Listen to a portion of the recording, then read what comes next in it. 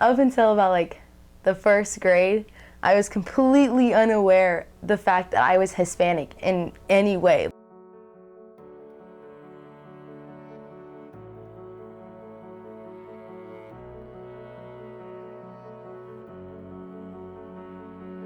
It was kind of difficult. Like, people always kind of looked at you differently. They're like, what are you? They think I'm either Filipino or Polynesian. But I've gotten Mexican a few times. Most people just think I'm white. A lot of people just think I like go spray tanning or something. Each of these multi-ethnic teens and many more in our country have struggled with finding their cultural identity. The principal at whatever school I was at went up to my mom and was like, I think there's a mistake on the paperwork. It says she's Hispanic. Even people I knew since middle school, they say, really? You're half Japanese and half or African American? And then I would tell them, yeah, I really am. They were like, since when? Or like, what? I was at a middle school volleyball game and I had a kid. Like, I didn't even know who he was. He like just sat down next to me or something. And he like asked if I was Hispanic and I was like, yeah. He was like, do you mow lawns? Does your dad mow lawns? I was like, no.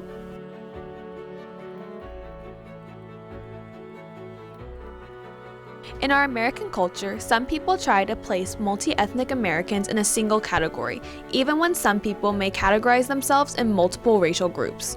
Society kind of prefers like one sort of specific look, and if you don't look that way, you're different. As much as people like to say, no, that doesn't exist, or whatever, it's fake, it's still kind of around. And I do wish a lot of the times that I looked more Caucasian.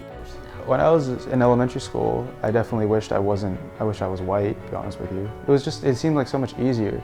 I don't know, I just used to want to be white like everybody or just like the same kind of like look as everybody else. Now I don't care as much because we're all different. No matter how you identify these multi-ethnic Americans, it doesn't change who they are. My dad's Cambodian and my mom's Bengali. I'm half Japanese and I'm half African American. I am Mexican and European. I am Asian and American. And I'm proud to be me. And I'm proud to be me. And I'm proud to be me. And I'm proud to be me. These biracial teens started the process of discovering who they were culturally in middle school. Well, really, like, I started to realize that I'm like not one race when I was in middle school. And it was like, I noticed because a lot of people were always asking me, like, oh, what races are you? Because you're not one race. And so I would always talk to my parents about it. I get to experience two cultures instead of one, so I've never felt like I wanted to just be one, like Japanese or African American. Because both is like, I feel like that's better. But it was difficult for these biracial teens to fully embrace their heritage when they aren't able to communicate effectively with their relatives. When I'm with my mom's side, they all speak to each other in Bengali, and it's like, okay, I'm here too, I want to learn, I want to know. There's times where I don't know certain words in Japanese, so I use English. I don't ever feel like really left out until someone's like, well, you can't even speak Spanish, so you're not even Hispanic. These multi-ethnic Americans wanted to learn their language, but certain circumstances growing up made it difficult. My dad couldn't teach me Spanish because he didn't really know it himself. I mean, I took Spanish for 3 years, but I mean, I'm still not like proficiently fluent in it. I just never had time. Like growing up, I was always doing soccer. Even without knowing their native language, biracial millennials say it doesn't make them any less connected to their culture. Because I can't speak Spanish doesn't mean I'm not Hispanic. It just means I can't speak Spanish. It's not what my family does. On the other side, some argue that language is a huge part to bring you closer to your culture. But speaking the language brings a big part of your culture to you, because you understand like the words, like understanding the words brings meaning to like your culture. Whether it be through language, religion, music, food, or more, there are many ways that these biracial teens and others can feel more connected to their culture.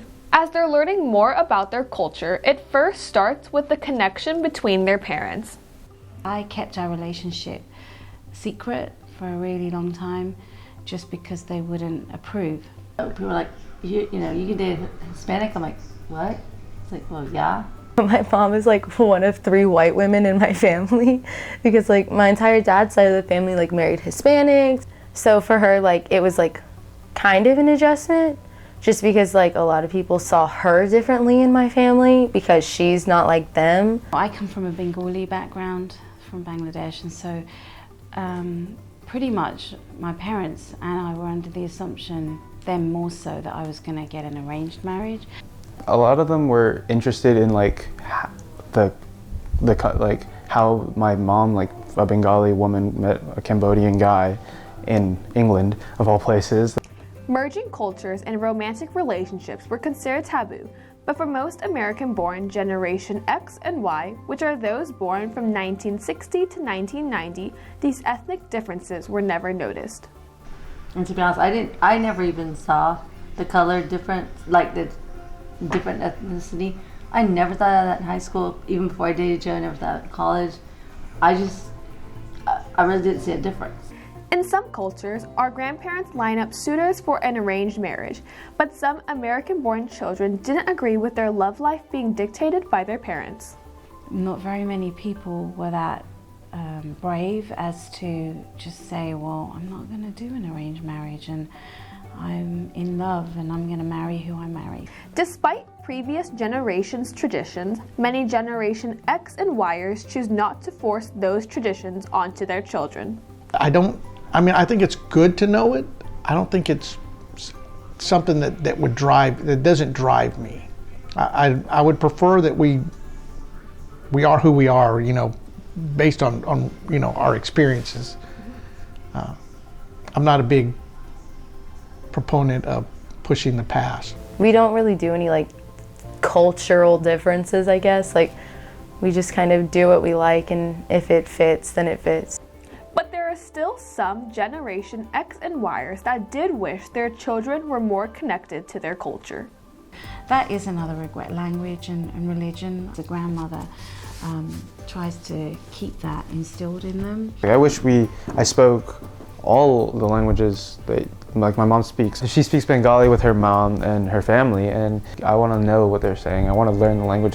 These biracial teens who are a part of Generation Z have tried to discover themselves in many ways. They've tried to fit into one racial group for society, they've tried to find themselves in their culture through language, and they've even learned things about themselves through their parents' experience. But these teens have found that they're more than just one label.